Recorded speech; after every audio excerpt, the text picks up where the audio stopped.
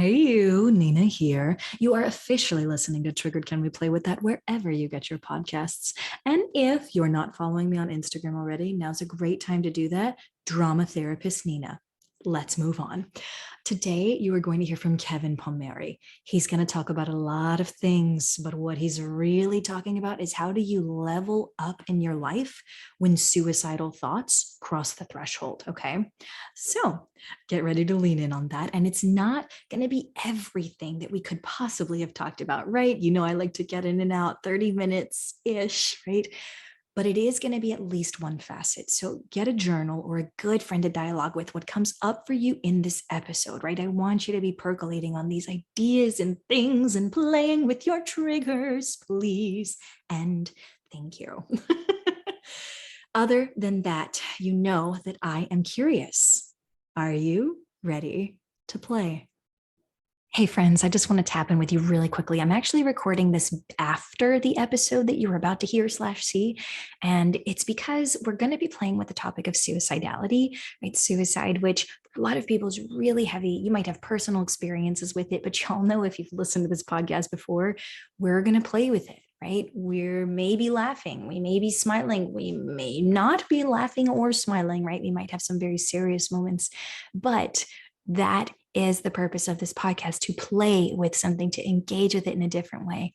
And even though we're not going to hit every facet, as you well know, I say that in just a second, I'll say it again.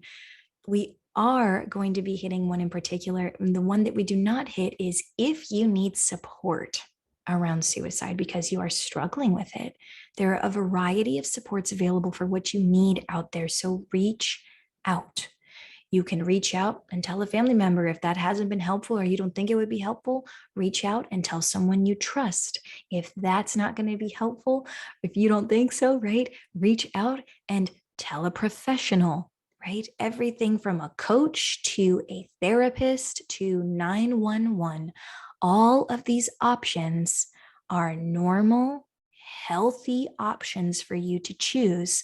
But because we don't know the context of your situation, really ask yourself, what is it you need, right? We can't help you. We're not with you. So asking yourself, what do you need? Super, super important.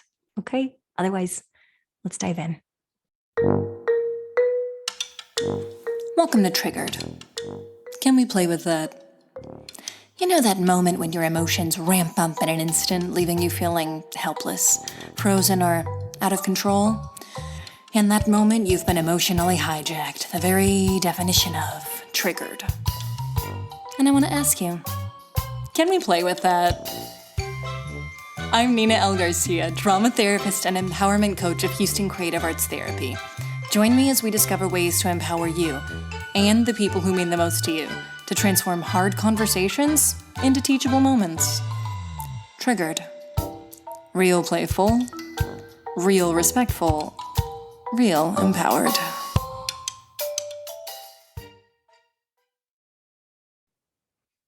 Let's take a breath.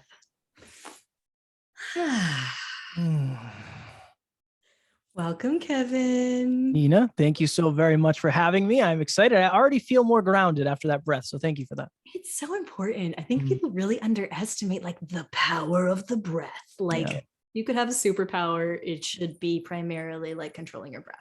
I like that. I like to think mine would be super strength, but I think good breathing technique would be second, a close second. I might be being a little hyperbolic and playing with that, but you know, it's the therapist in me. Yes. All right. So before we get any deeper into the episode, I want to set the intent. I do this all the time, so my listeners must be very wary of it, but I think it's so important to get consent before we go into a conversation, right? Mm-hmm. So I want us to know this is a human to human conversation, right? We're setting out to transform potentially hard, sticky, uncomfortable moments into teachable moments, right? Mm-hmm. We want to transform hard conversations into teachable moments. Do you consent to that? Can we move forward? Yes, we can. Okay, great. All right, thanks, Kevin. Okay, so before you share in your moment, let's go ahead and do an internal weather check-in. You know that you're going to share. You know what you're going to share about, even if I don't know the details yet. What's your internal weather like, Kevin? I would say it's a sunny, breezy day, but I'm definitely somewhere where there's a view that can be overwhelming. I do a lot of podcasts, anytime we're talking about deep stuff, there's always that small fear. So that's what I would say. The view can be overwhelming. Did I hear that right? Mm-hmm. Okay. Yeah. All right. We're gonna check in with this again at the end of the episode, but we're gonna walk through some potentially uncomfortable, overwhelming territory first. Yeah. Yes. Okay. All right. So the title of your moment, right, especially based on this check-in. Now, the title of your moment was "Rock Bottom Has a Basement." Yeah. And what you were really hoping that people take away as you share your story in a moment is that everyone has struggles, right? Everyone struggles. And I'm really curious to hear about this moment for you. Rock Bottom Has a Basement. Are you ready to share? I am. Okay. I I'm am. listening. When I was in my mid-20s, by all outside standards, I had the life of anybody's dreams, particularly a young man in America, I would say. I had a beautiful girlfriend. I had a sports car. I had the body of my dreams because I just did a bodybuilding show. I had a high-paying job, a new apartment, all of these quote unquote amazing things, but I was not a very happy person internally. I used a lot of external validators to hopefully bring me internal fulfillment, peace, and happiness. And didn't work. Believe it or not, it didn't work. And I ended up getting broken up with. And when I got broken up with, that was my rock bottom because I was thinking, who's going to love me? How did I screw this up? I am 50% of every relationship that hasn't succeeded. And I really went on an inward journey to try to figure out, okay, where is Kevin? Who does Kevin want to be? And I started studying self-improvement. Now that was my rock bottom. Getting broken up with, being single, being lonely, being afraid. If you fast forward a couple of years, my real shift, my real pivot, my rock bottom basement moment was I was sitting on the edge of a bed in New Jersey and I traveled for work. So I was always on the road. I lived in New Hampshire. I spent a lot of time in New Jersey and my alarm clock went off at 5:15 in the morning. I woke up, slid to the edge of the bed. I was lacing up my work boots and I had done this 1,000 times before. This was not out of the realm of normalcy for me. But that morning, it was like there was 10 TVs on in my head at the same time, and every single one was on a different station. And one was saying, you're stuck at this job forever. Even though you don't want to be here, you're miserable. It's out of alignment. You have a podcast now that you love. If you leave, what will your friends think? You make more money than anybody you know. This is part of your identity. What will your family think? You make more money than anybody in your family ever has. What will your family think? And you're never going to find a job that will pay you this kind of money again. But the loudest one for me, Nina, was, do you really think you can be a successful podcaster? And the truth is I did not. And in that moment, I felt like if I was to take my life, I would take my problems with me. I'm very blessed because I have a very supportive circle of people around me. And I texted my best friend, co-host, CEO, co-founder, and I said, Alan, I'm really going through it today. I don't know what's going on. And full disclosure, this was not the first time I had a suicidal ideation. And Alan said a lot of things, but the thing that I remember most that really stuck out for me was you have changed so much over the last few years. I mean, you've been studying self-improvement, you've become more confident, but your environments haven't changed that much. I think it's time for you to change your environments. And 3 or 4 months later, I left my job and went full-time into what we're doing today. But that moment for me was the creation of my purpose, not ever wanting somebody to have to go through what I went through. I want to be the person that I needed when I was at my lowest point. And that, as much as it was a challenge and it was difficult and obviously very triggering, it is something that has become very positive for me. And I am happy now to talk about because I think that I have the courage to talk about it, which I believe is important for people out there who maybe don't have that courage yet. Don't have that courage yet. Such an important phrase right there. Kevin, thank you so much for sharing. Of course. Yeah. There are some pieces that I'm noting in the story. Can I go back and play with some of those? Absolutely. Yeah. So one of the first things that you said was early on that you had everything. You had the girl, you had the car, you had the apartment, you had the right, all the things, and they're things, right? Girlfriend aside, right? She's a person. And when you first said that rock bottom was when she broke up, and then there was my real rock bottom, right? The basement was down. When you say she broke up with you and you say that was the rock bottom, was that the trigger for sort of like what I imagine, like the dominoes when things start feeling like they're falling? If you felt like you had everything, what? In a weird way, no, it was almost like the phoenix burning and coming back to life. That next year for me, I said, I'm going to make the most money I've ever made. And I had probably what was one of the best years of my life, definitely financially. But I think one of my patterns was if I don't feel good in here, get more things. And I think that's really what I did was, well, I got my heart broken, but if my bank account is bigger, maybe that will all even out. So yeah, in a way, it actually motivated me to do better and do more. And then what, the trigger for me, I think the thing that started the domino was I got to the end of that next year. I opened my pay stub. I made $100,000 at 26 with no college degree. And I had, nothing changed. I did the same thing and nothing changed. And shortly after, I started a podcast. And like everybody in the beginning, it was passion. I was just talking about deep stuff. The second interview I ever did was with one of my best friends at the time who debated suicide in high school. And when he debated suicide, he called me and I went to the hospital with him. And we walked through it and it was beautiful. It was just a beautiful, courageous conversation. Wow. And I finally felt like I found something that I was meant to be doing, but now this job was pulling me away. And I was aware enough now to realize I don't want that anymore. Out of alignment. So that was when I started the podcast, best thing I've ever done. But also that began the domino of, oh my goodness, everything is going to shift here. You just don't know it yet.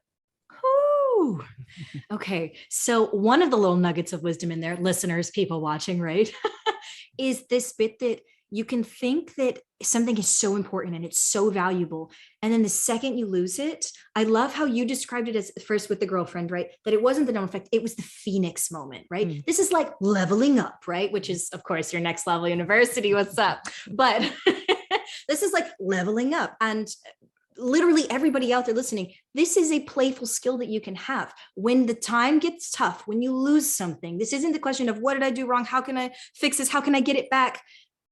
What if you didn't need it back? What if this is your opportunity to level up? And it's just a thought, because I don't know the context of, right, your individual things out there, right? But just an opportunity to think, what if it's not about going back to try to get things the way that they were, but leveling up to see where they can go? So I loved you being able to take the domino image off the table and bring in the Phoenix image. Love that. And then we have, the realization of like, wow, okay, so I made my six figures at 26, did you say? Yeah. So impressive, Kevin, right? It's incredible. But then like, it's like, wow. And then it turns out like money's still not enough, right? Like you gotta be happy with like where you are in life. You gotta be aligned. And so the cost of realignment sounds like it was the job. Yeah. Yep. 100%. And again, it was an awesome year and I had a lot of experiences, but it wasn't what I wanted to do. It wasn't what I wanted to do.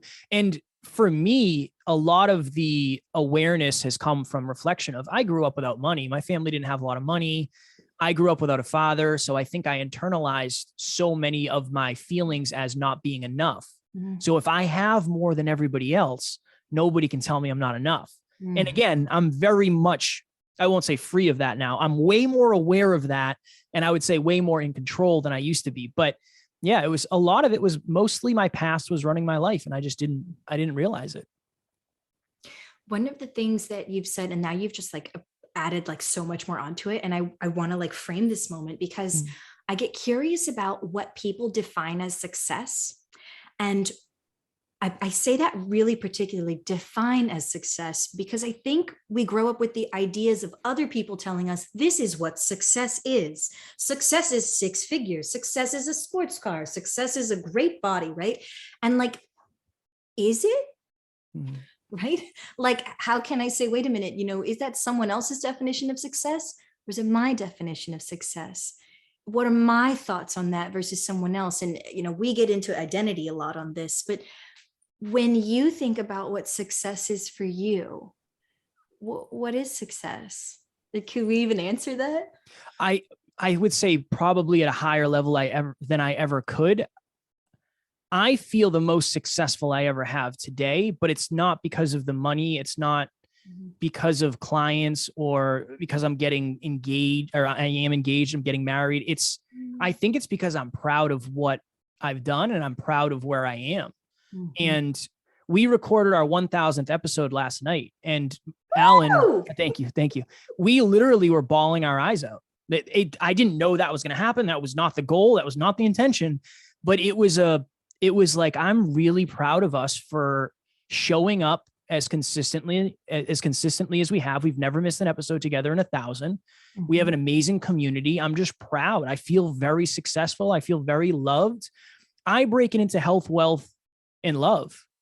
I'm the healthiest I've ever been. I'm the wealthiest I've ever been. And I'm the most in love I've ever been. And I think that helps me be the most fulfilled. And I think fulfillment is a good sign of success. So that's the answer I would give. But again, I do think it's different for everybody. Of course, yes. But thank you for being willing to let go through that and define that. I think those images and those, sometimes I say tapestries, right? Like the creation of what our story is so important.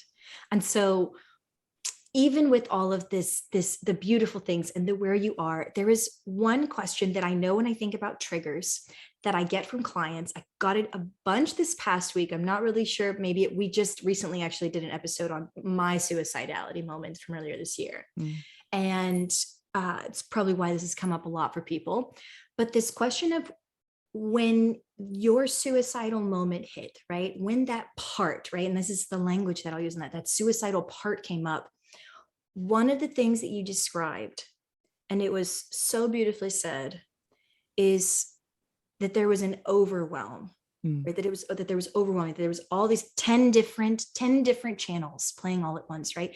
And for those of you listening, I really want you to try to imagine 10 different TVs, and there you can hear all the different bits on it, and all the different voices, and there's different tones, and there's different emotions, and they're all coming at you all at the same time, and you're trying to make sense of it. It's cacophonous, right?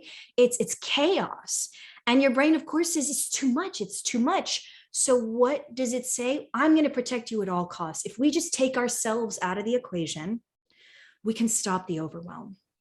We can do that. We can do that, right? Believe it or not, people listening, right? That is your brain's way of actually trying to protect you. You have to see beyond it. What it is letting you know is you're overwhelmed and you feel incapable of handling the overwhelm. If we can get you the support, I loved to hear that Kevin knew I'd had to reach out to certain people. I had to reach out and share I was having a hard moment. If you are having a hard moment out there, this is what it feels like.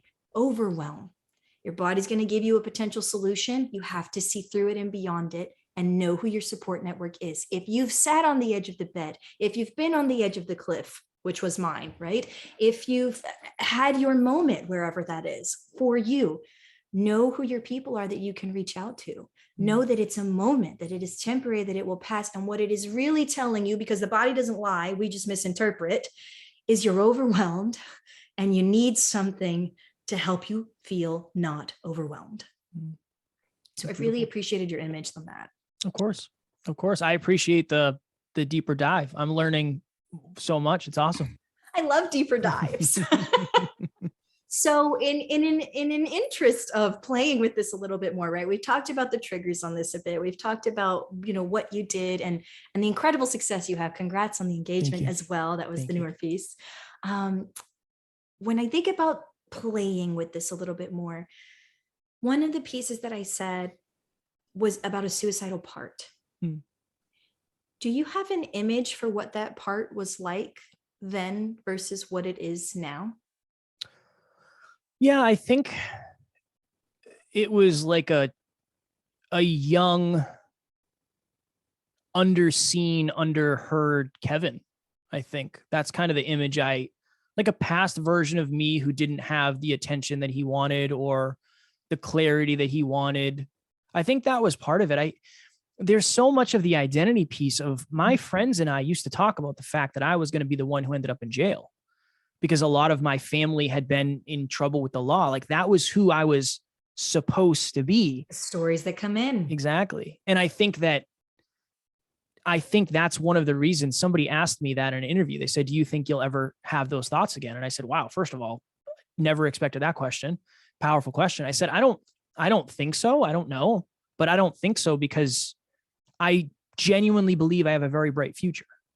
I feel very heard. I feel very expressed. I feel very aligned. I don't know. Is it possible? Of course it's possible, but I don't think that version of Kevin, I don't think young Kevin is running my life as much as this version of Kevin is. And again, a lot of work has gone into that, but I do feel that. I do feel it was younger, unseen, unheard, unbelieved in Kevin, probably. There's so many actual pieces in this that I want to address, but I know that there's one in particular that I think is really important, because one of the words that you keep bringing up is courage. Right? To be courageous enough, not courage enough yet, right? And that we want to reach everyone. And the courage it takes to do the work, the courage it takes to acknowledge, of course, it's possible that this will come back, right? We're not going to be fantastical about it. It's possible. I'm human, right? Of course it could come back. But also I think this is the part that nobody talks about, or at least we don't talk about it enough. And here it is, folks. The courage to realize that even if it does come back, you've been here before and you know it is temporary and you know exactly what it means. You are overwhelmed again and you just need something else to help you not feel so overwhelmed. Yeah. It doesn't need to be a mystery. It doesn't need to be a boogeyman in the closet. It doesn't need to be, why is this back? What's wrong with me? None of it. Have the courage to say, I've been here before and I'm a fucking warrior and I will get through it again. 100%. 100%. Courage. So underrated, so needed. Yeah, it's a skill. I think it's a skill just like anything else. It starts small. Sorry, thank you for you're good.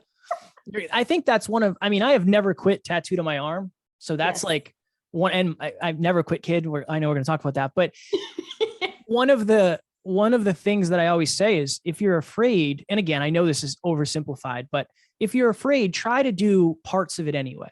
Lean in. You got to lean in. And that's helped me tremendously. I was terrified of podcasting for the first 150 episodes. Like, I was terrified of podcasting for the first 2 years they do it. Yeah. I just try to keep showing up. I try to just do a little bit more. And some days I can't. Some days it's like, this is all I have to give, but I try to give, I try to be, I try to show up a little bit more. And I think that helps build courage for sure. 110%. Y'all, this may be one of the most important pieces of this episode right here. Courage is a skill. It is not something that you're born with, that some people just have and they're just out there. It is a skill. Some people have more opportunities to hone that skill throughout their life, where they have role models to help them hone that skill. We don't all have those cards in our deck, right? And so as you hear Kevin talking about this, I know you've heard me talk about it. We've heard other people talk about courage. It is a fantastic skill that you can hone. And one of the things that Kevin just spoke about is how to lean in, right? Like, how do you lean in on this? And you do it a little bit at a time, a little bit at a time. I am going to ask my assistant to put in the show notes. We have a leaning in diagram of how you can lean in on this, how it starts with the least you can lean into the most you can lean in, right? And we put it on 1 through 5. And 1 is the least you can lean in. You journal about it privately. You talk about it with yourself. You think about it intentionally. That is the least amount you could lean in. But what a powerful thing to say. I'm not avoiding it. I am leaning in with myself. I'm having the conversation with myself. Yes, right? And then we keep going, right? Level 2 is like, you're talking about it with people who are near and dear to you, right? Maybe your fiance, maybe people who are really close to you, your best friend that you'd said at one time, right? Then we move on to level 3, which is, maybe I'm talking about it with people who've had similar experiences, right? Maybe I don't know them as well, but maybe we both had that moment, right? That rock bottom moment, and I can talk about it with them, right? 4 is like, maybe it's on my Instagram, but like private group, or my private Facebook group, but like I can talk about it publicly, but like I'm not an advocate. Now 5 is like, I'm an activist, I'm an advocate, I'm talking to people about it, I want them to talk about it, right? This is our level 5 moment, Kevin and I right now having this. So, but leaning in, and I think even in that, the goal is not to get to 5, folks. It's just to lean in. If you have done 1, you have been courageous. But if you only ever get to 1, you have been courageous in being willing to have the conversation with yourself. That's powerful. Beautiful. It's very beautiful. Kevin, you're incredible. Nina, you're incredible. Thank you. All right. So we've played with this. We've talked about it. We're nearing the end of the episode. And I want to know, what are the takeaways? We, of course, set out to have a hard conversation and turn it into a teachable moment or more. Do you feel like we succeeded? I do. I think this was a different side of me because you helped me explore. So I learned a lot. I hope if you're watching or listening, you learned or reflected a lot upon yourself. But yes, I would like to think that we accomplished our intention. Yes, me too. I think what sticks with me, because I like to really check in the moment. This is a great moment to practice mindfulness, folks, right? Really check in with yourselves. What are you taking away from this episode? I think for me, the idea that, and I think the reality of how courage can be practiced, and how I have seen people who have been physically abused, sexually abused, emotionally abused, come from rock bottom, trying to heal not just themselves emotionally and mentally, but physically in many cases as well, and practice that leaning in and courage, and how healing it can be to say, I have the power to move forward in my own life. I don't need that from the person who victimized me or the parts of me that victimized me, right? I don't need it. All I need to know is I can control it. I think there's such a freedom in realizing we have more control than maybe we realized before. I feel that. I think, though, if I had a sentence, it would be, I probably deserve way more credit than I've given myself for the courage I have displayed, because again, I think that's just part of my identity. So I will sit with that for sure. Kevin, you deserve more credit. Thank you. I appreciate it. All right, let's do the internal weather checkout. Just what are you feeling now? What's your internal weather now? I feel it's just like I'm on a swing, I'm on a swing, and it's very warm and breezy. It just kind of feels good. It's like a Friday afternoon, not a lot of worry. I feel very aligned. Okay. I love that, right? Because we checked in with overwhelming image, and now we've got, oh, wait a minute. No, now I'm swinging. So there's movement in the image, right? Not just looking at something. And this, it's on a Friday, like just nice, nothing to worry about. Kevin, thank you so much for being willing to walk through this with us. I want to know, and I know our listeners want to know, where can people find you? I know you already talked about on that Instagram, Never Quit Kid, but now you tell us all the things. Yeah. So we have a podcast, and thank you so much, Nina. I appreciate it. We have a podcast called Next Level University. We do 7 episodes a week. We just crossed our 1000th episode, which is amazing. Anywhere you listen to podcasts, you can find us. We're on YouTube as well. And then if you want to connect with me, I run my social media by myself. So I am at Never Quit Kid on Instagram and Kevin Palmieri on Facebook and LinkedIn. I promise to get back to you if you reach out. Excellent. I also love that. I'm just going to highlight that. I promise to reach out to you if you get back. Human to human connection, y'all. I do. I send videos, Nina. I'll send you a video. That's my jam. I'm going to reach out to you next week. Please.